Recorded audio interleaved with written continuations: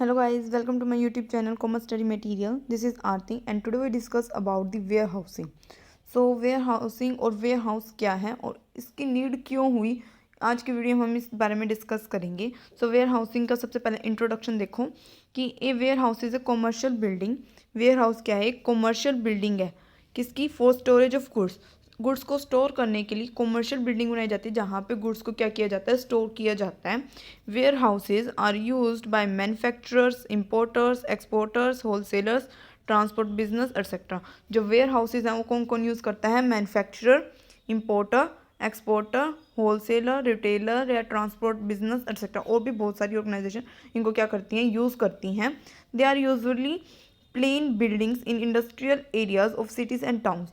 ये नॉर्मली क्या होती हैं? प्लेन बिल्डिंग्स होती हैं जिसके अंदर हम क्या करते हैं? गुड्स को स्टोर करके रखते हैं इन अ लार्ज क्वांटिटी. अपनी तब गुड्स बहुत ज़्यादा मात्रा में होती है, लार्ज क्वांटिटी में होती है, तब हम क्या करते हैं? इन्हें उनको गुड्स को स्टोर करने के लिए हमें जगह चाहिए होती है, तो उनको जिस जगह पे गुड्स को स्टोर किया जाता है उन्हें क्या बोला जाता है? वेयर हाउस बोला जाता है. So meaning of warehouse क्या है? When storage is done on large scale. जब स्टोरेज क्या की जाती हो? लार्ज स्केल पर ऑन ए लार्ज स्केल. जब स्टोरेज लार्ज स्केल पर की जाती हो इन अ सिस्टमेटिक मैनर से की जाती है तो उसे हम क्या कहते हैं? Where housing. दी और नेक्स्ट जहाँ पर देखो, जहाँ पे हम स्टोर को तब होल्ड करके हम जहाँ रखते हैं ना, उस जगह को क्या कहते हैं? उस प्लेस को कहते हैं वेयर हाउस. तो the place where the goods are kept is called warehouse. जो वो जगह जहाँ पर हम गुड्स को स्टोर करेंगे वो क्या कहलाएगा? Warehouse. और वेयर हाउसिंग क्या होगा? Warehousing means holding the goods in huge quantities from the time of their purchase और production till their actual use और सेल. तो वेयर हाउसिंग का क्या मतलब है? गुड्स को होल्ड करके रखना, मतलब अपने पास रखना लार्ज क्वांटिटी में. कब कब से कब तक? तब तक हम उसे परचेज करते तब, और तब तक उसकी प्रोडक्शन हो नहीं जाती और या फिर उसकी सेल नहीं हो जाती इस प्रोडक्ट की, तब तक उस प्रोडक्ट को स्टोर करके रखना वो वेयर हाउसिंग. और जिस जगह पे हम उसे स्टोर करके रखेंगे वो वेयर हाउस है.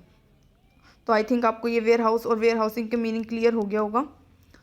तो वेयर हाउस का जो इंचार्ज होता है ना, अब देखो कोई भी जगह है, अब उसको मैनेज करके चलना वो भी तो एक काम होता है. तो उस काम को जो करता है वो वेयर हाउस मैनेजर होगा, और जो वहाँ का इंचार्ज होगा वो कौन होगा? वेयर हाउस कीपर होगा. नेक्स्ट आता है warehouse. It refers to the activities. Warehouse क्या है? वेयर हाउस किससे रेफर करती है? उस एक्टिविटीज़ से. To the activities involving for storage on a large scale in a specific and ordinary manner making them available whenever they require. तो ये जो वेयर हाउस है इसका रेफर उस एक्टिविटी से है जहाँ पर हम क्या करते हैं? अपनी गुड्स की स्टोरेज करते हैं लार्ज स्केल में. एंड तब हमें जब भी इसकी ज़रूरत होती है, गुड्स की नीड होती है, तब हम उन्हें वहाँ से क्या कर लेते हैं? अपनी ले लेते हैं या अवेलेबल हो जाते हैं हमें ईजिली. तो वेयर हाउसेज ये होते हैं. तो अब देखो हमने वेयर हाउस पढ़ा कि वेयर हाउस में हम अपनी गुड्स को स्टोर करके रखते हैं, लेकिन एक्चुअल में हमें इसकी नीड पड़ी क्यों? वेयर हाउस की नीड हाई क्यों? तो इसके लिए कुछ पॉइंट्स हैं जो मैं आपको एक्सप्लेन कर रही हूँ. नेक्स्ट है, देखो वेयर हाउस की नीड पड़ी हमें सीजनल प्रोडक्शन के कारण. अब देखो सीजनल प्रोडक्शन क्या होती है कि कुछ प्रोडक्ट ऐसे होते हैं, एग्रीकल्चर प्रोडक्ट्स, जिनकी ना डिमांड पूरे साल रहती है, लेकिन वो उनको ग्रो कब किया जाता है? एक सीज़न के टाइम पे ही वो ग्रो होते हैं, तो उन्हें कहते हैं सीजनल प्रोडक्शन. तो agriculture products are harvested during a specific season. जो एग्रीकल्चर प्रोडक्ट होते हैं वो क्या होते हैं? Harvested during a specific season, but they are consume throughout the year. लेकिन उन्हें कंज्यूम कब किया जाता है? पूरे साल उन्हें कंज्यूम किया जाता है. तो therefore the proper storage, तो हमें क्या चाहिएगी? उसकी प्रॉपर स्टोरेज चाहिएगी, क्योंकि वो तो एक लिमिटेड टाइम के लिए ही उसे हम हार्वेस्ट कर सकते हैं, ग्रो कर सकते हैं, लेकिन उसके बाद वो ग्रो नहीं हो सकती, उसके बाद हम उस फसल को कर नहीं सकते. तो और उनकी जो डिमांड है वो पूरे साल बनी रहती है. इसकी वजह से अब हम पहले ही क्या करेंगे? जो एग्रीकल्चर है वो उसकी ज़्यादा करेंगे, हार्वेस्टेड ज़्यादा होगी, तो हम उसकी क्या कर सकते हैं? कंजप्शन पूरे साल कर सकते हैं. लेकिन उस टाइम तक हमें उन्हें अपनी एक जगह पे अब इतनी ज़्यादा क्वांटिटी में गुड्स होंगी, वो एक टाइम पे तो कंज्यूम हो नहीं जाएंगी, पूरे साल उनकी डिमांड बनी रहती है. तो पूरे साल तक लोगों की उस डिमांड को टाइम टू टाइम मीट करना है. मीट करने के लिए हमें क्या करना पड़ेगा? उन गुड्स को स्टोर करके रखना पड़ेगा. तो उस गुड्स को स्टोर करने के लिए हमें किसकी नीड पड़ेगी? वेयर हाउसेज की नीड पड़ेगी. Therefore the proper storage और warehousing is needed for this product. तो हमें प्रॉपर स्टोरेज चाहिए और वेयर हाउसिंग के लिए so that in the time of requirement they can be supplied, ताकि वो जो उसकी रिक्वायरमेंट, उस प्रोडक्ट की जो रिक्वायरमेंट है वो सभी को टाइम टू टाइम सप्लाई हो सके। For example sugarcane. अब देखो शुगर केन, गन्ने की फसल एक टाइम पे ही की जाती है, और उसकी जो गन्ने से क्या बनता है, चीनी बनती है, शक्कर बनती है, तो उनकी जो कंजप्शन है वो पूरे साल होती है। तो इसीलिए अब क्या करना पड़ता है, उस शुगर केन को एक जगह पे स्टोर करके रखना पड़ता है, ताकि टाइम टू टाइम जो लोगों की डिमांड है शुगर से रिलेटेड, वो सारी टाइम टू टाइम उनकी डिमांड को पूरा किया जा सके, कंप्लीट किया जा सके। तो ये था सीजनल प्रोडक्शन। तो सीजनल प्रोडक्शन के लिए हमें वेयर हाउसिंग की क्या पड़ती है, नीड पड़ती है। Seasonal demand. हम देखो सीजनल डिमांड, पहले में हमने पढ़ा था सीजनल प्रोडक्शन। तो सीजनल प्रोडक्शन के अंदर क्या था कि एक सीजन के अंदर ही उस गुड्स की, उस प्रोडक्ट की क्या हो रही है, प्रोडक्शन हो रही है। अब है सीजनल डिमांड। सीजनल डिमांड मतलब उस गुड्स की जो डिमांड है वो एक सीज़न पर ही होती है। तो ऐसे टाइम पे भी हमें क्या करके रखना पड़ता है उन गुड्स को। अब देखो पूरे टाइम उनकी वो चलती रहती है, प्रोडक्शन चलती रहती है उन गुड्स की, लेकिन उनकी जो डिमांड है वो एक टाइम पर ही होती है, तो उसे कहते हैं हम सीजनल डिमांड। तो some of the product are demanded in a specific season. तो कुछ प्रोडक्ट और ऐसे होते हैं जिनकी जो डिमांड है वो क्या होती है, एक स्पेसिफिक सीजन में होती है, but the production of that product continues through out the year. लेकिन उनकी जो प्रोडक्शन है वो पूरे साल चलती रहती है। And make the adequate supply in the time of demand, ताकि उनकी जो डिमांड है, जो सप्लाई है उस सीज़न में बिल्कुल एडुकेट हो, उसकी सप्लाई में कमी ना आ जाए, इसलिए उनकी जो प्रोडक्शन है वो time to time throughout the year चलती ही रहती है। एक फॉर एग्जांपल दिया। अब देखो दिवाली के टाइम पे क्या होता है, हम सारे लोग क्या परचेज करते हैं, दिया परचेज करते हैं अपने घरों को रोशन करने के लिए, मोमबत्तियाँ परचेज करते हैं। तो इनकी जो प्रोडक्शन है ना वो थ्रू आउट द ईयर चलती रहती है, लेकिन उनकी डिमांड सिर्फ दिवाली के टाइम पर ही होती है, ऐसे डिमांड नहीं होती उनकी। ऐसे ही नॉर्मल थोड़ी बहुत डिमांड होती रहती है, लेकिन जो हाईएस्ट डिमांड होती है ना वो कब होती है, दिवाली के ऊपर होती है। तो ये आते हैं हम हमारे सीजनल डिमांड। तो इस डिमांड को पूरा करने के लिए भी क्या पड़ती है, वेयर हाउसिंग की नीड पड़ती है। नेक्स्ट आता है प्रॉम्प्ट सप्लाई।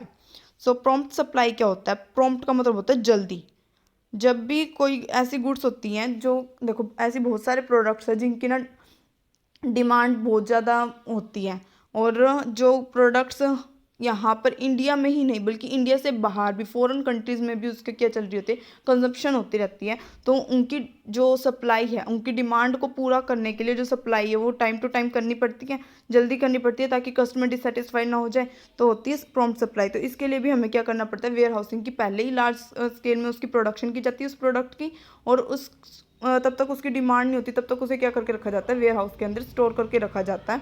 तो आ जाता है हमारे प्रॉम्प्ट सप्लाई के अंदर। तो so many products either agriculture और इंडस्ट्रियल। तो काफ़ी प्रोडक्ट्स ऐसे होते हैं जो एग्रीकल्चर हो, इंडस्ट्रियल हो, are produced at different places. जो प्रोड्यूस तो डिफरेंट प्लेसेस पे होते हैं, and consumed at all over the country. लेकिन वो कंज्यूम क्या हो जाते हैं, पूरी कंट्री में या फॉरेन कंट्रीज़ में भी उनका, और इंटरनेशनली वो कंज्यूम होते हैं। So it is important to get storage of this products.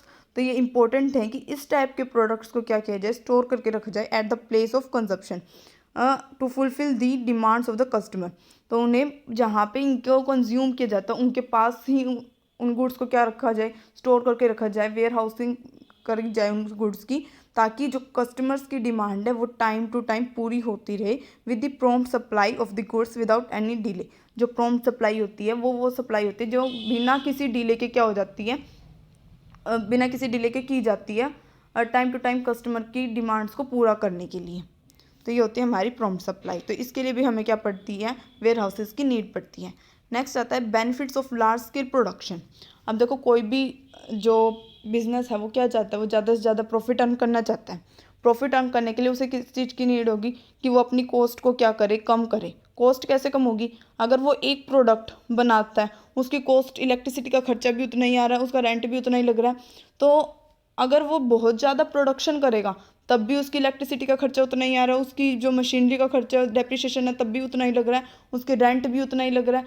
तो ऐसे टाइम पे उसे क्या करना चाहिए, अपनी लार्ज स्केल पर प्रोडक्शन करनी चाहिए। इससे क्या होगा, उसकी कॉस्ट कम हो जाएगी और जो प्रॉफिट्स हैं वो बढ़ जाते हैं। तो इसके लिए अगर लार्ज स्केल में प्रोडक्शन करेगा तो उसे उस गुड्स को, जो उसने गुड्स प्रोड्यूस किए प्रोडक्शन में, उन गुड्स को स्टोर करने के लिए भी वेयर हाउसेस की क्या पड़ती है, नीड पड़ती है।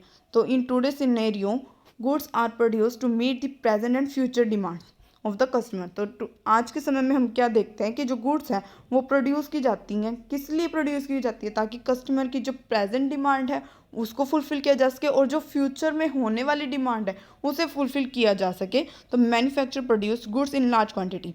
तो जो मैन्युफैक्चर हैं वो गुड्स प्रोड्यूस करते हैं किसमें, लार्ज क्वांटिटी में, to enjoy the benefits of large scale, ताकि वो इन्जॉय कर सके लार्ज स्केल प्रोडक्शन पे जो भी उसने किया है। And has result of goods which are used in high quantity are needed to be kept in safe in the store till stocks are cleared by sales।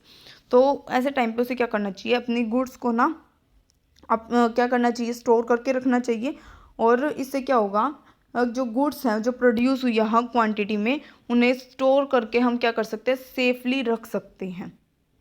और इससे क्या कर सकते हैं, जो भी सेल्स है, जब भी हमें कस्टमर को नीड पड़ेगी हम वेयर हाउस में से वो सामान निकाल करके कस्टमर को सेल कर सकते हैं। तो इस टाइम पे भी वेयर हाउसेस की नीड पड़ती है। तो देखो अब हमने कौन कौन से पॉइंट पढ़े, seasonal production, seasonal demand, prompt supply and benefits of large production. Next आता है हमारा regular production. So regular production क्या होती है, अब देखो रेगुलर प्रोडक्शन यानी adequates timely supply of raw material is essential to prevent the production loss.